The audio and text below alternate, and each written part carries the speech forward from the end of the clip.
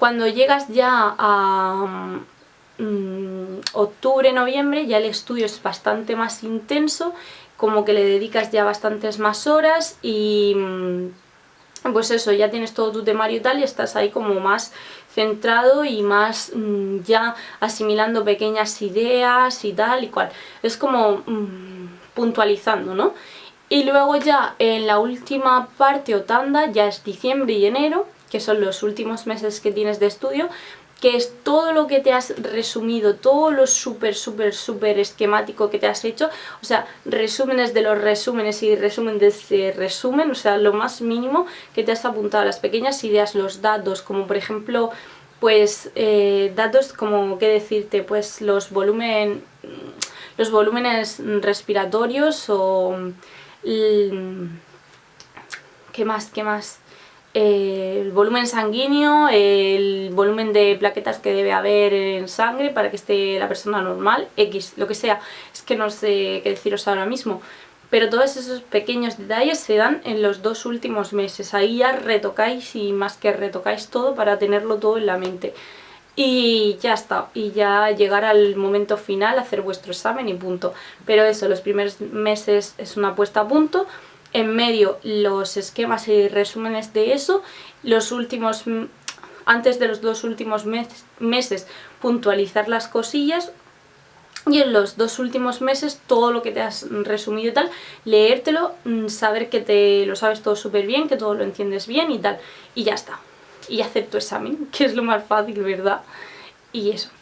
Que sepáis que a todos nos ha pasado que como es una maratón y es muchísimo tiempo el que hay por en medio, todos en cualquier momento nos hemos venido abajo, nos viene el bajón, es totalmente normal. Y yo creo que la recaída forma parte del proceso, no es una parte exterior del proceso, que si tienes una recaída y no quieres estudiar durante una semana porque estás súper agobiado y tal, es como que ya lo tienes que dejar y tal, ni muchísimo menos, es una parte del proceso porque en algunos casos esto puede durar incluso años, no salen oposiciones todos los años, tienes que esperar varios años y tal. Y es como que normal y quería deciroslo porque la gente que conozco que se ha preparado este tipo de oposiciones, a todos nos ha pasado, incluida a mí. Yo he tenido épocas en las que no tenía ninguna gana de estudiar y me agobiaba un montonazo estudiando. Intentaba pues eso, recordar un poco por qué estoy haciendo esto y luchar por ello. Y no intentar alargar mucho el proceso, sino simplemente esos días en los que no me apetecía nada estudiar porque no sacaba fuerzas de ningún lugar. Entonces pues cogía y me iba a algún sitio que me relajara o pasaba tiempo con gente que me animase y tal. Y así pues reponía otra vez las pilas, cogía energía y podía volver incluso con más fuerza de la que tenía anteriormente.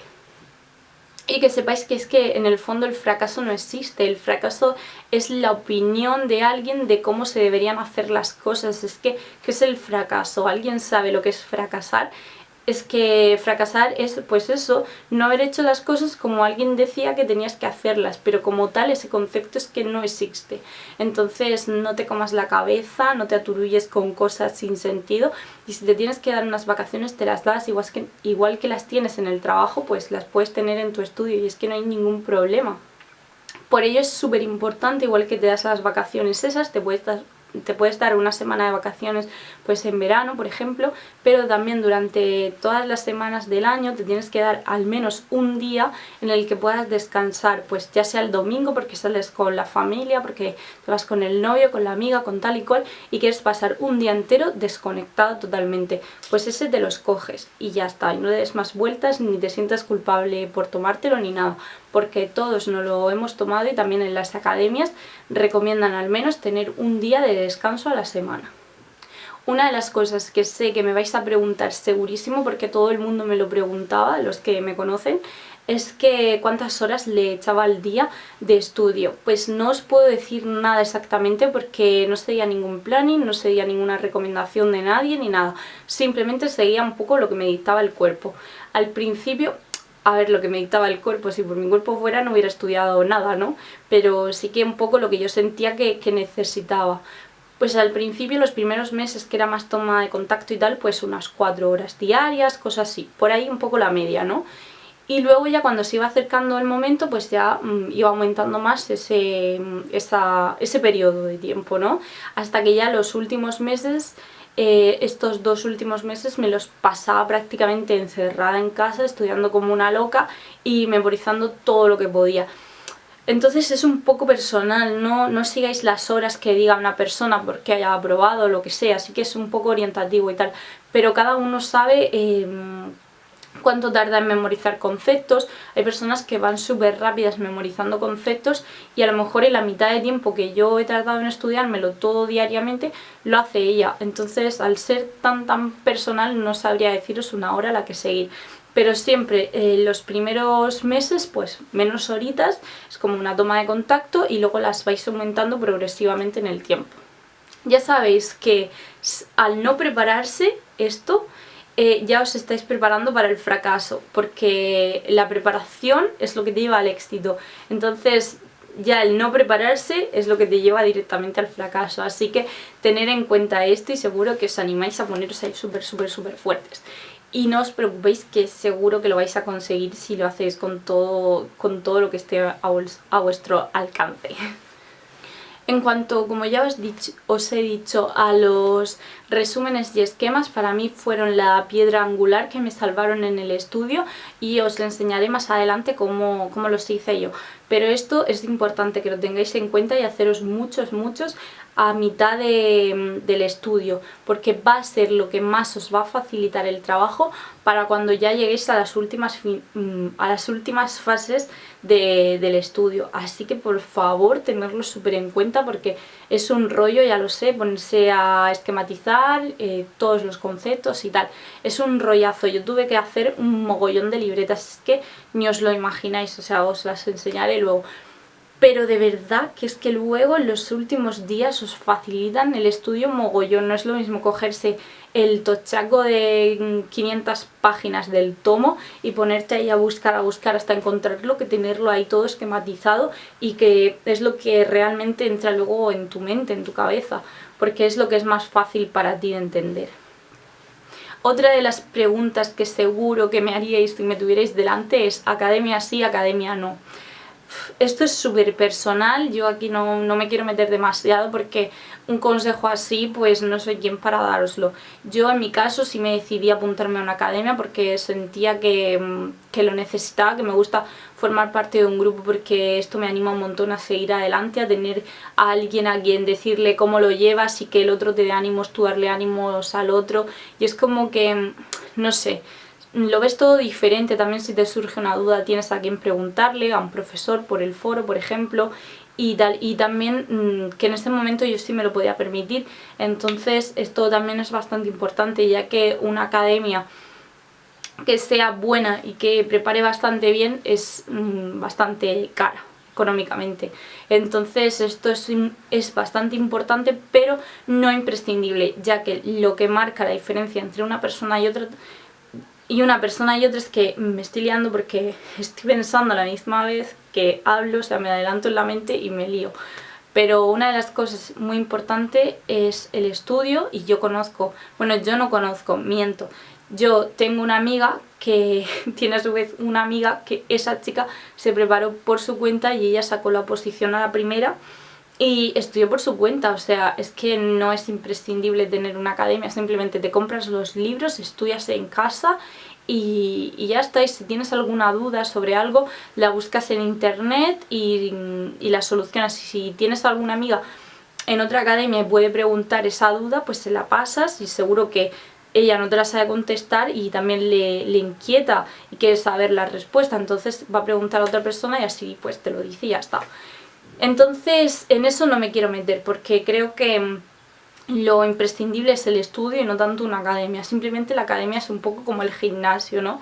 Como verte obligado a ir, que eso hace que te estudies el temario que toca esa semana, el que la estás pagando y hace que también te esfuerces más por el estudio, el que te sientas parte de una comunidad y te anime ello a ir, a preguntar dudas, a ponerte al día y todo eso, ¿no? Entonces es más la parafernalia esa, yo creo, que en realidad el que puedas aprobar o no estando en una academia. sí que te ayudan bastante, sí que te facilitan muchas cosas, pero imprescindible, imprescindible, desde mi punto de vista no es. A mí me ha hecho muchísimo más el estudio personal que cualquier cosa que me hayan dicho en una academia. Ah, pero deciros que, por ejemplo, en las academias se tiene una cosa muy muy importante y son los exámenes o simulacros, como les llamamos. Esto sí que os va a hacer bastante, entonces es que tiene sus cosas buenas. Yo, si queréis, os puedo hacer un vídeo aparte de lo que os puede aportar una academia de este tipo, sobre todo las de enfermería, porque las demás las desconozco totalmente. Entonces os puedo hacer un vídeo aparte y os explico. Pero eso, imprescindible, imprescindible no es, porque sobre todo es muy caro y todo el mundo no se lo puede permitir. En cuanto al código de colores en el subrayado, esto es muy personal, pero sí que también es una de las preguntas que se suele hacer.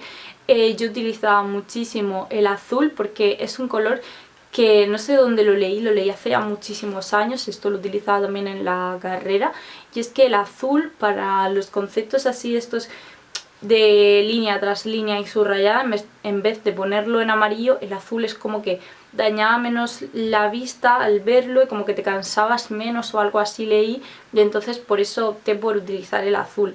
Al principio utilizaba subrayador y lo marcaba todo el tocho así, y por aquí está la letra, ¿no? Y ahora si la letra es todo este espacio, pues yo por debajo de la letra marco con un rotulador y ya está. Ese fue el cambio que yo hice y que implementé y me fue bastante bien.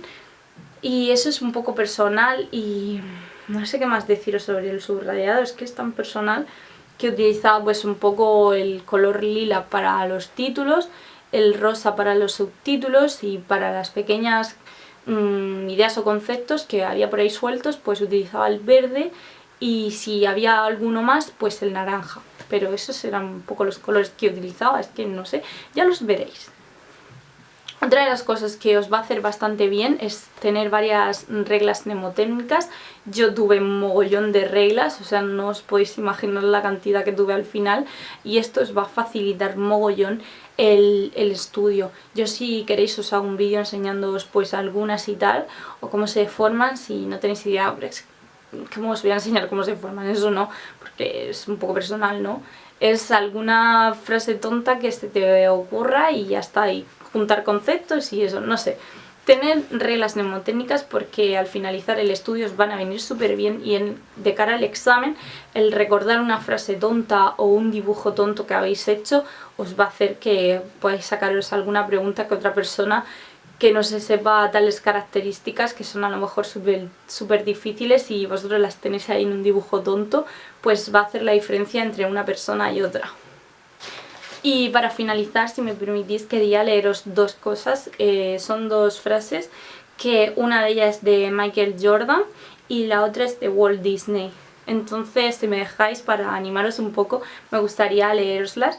Y la primera dice: he fallado más de 9000 tiros en mi carrera. He perdido casi 300 partidos.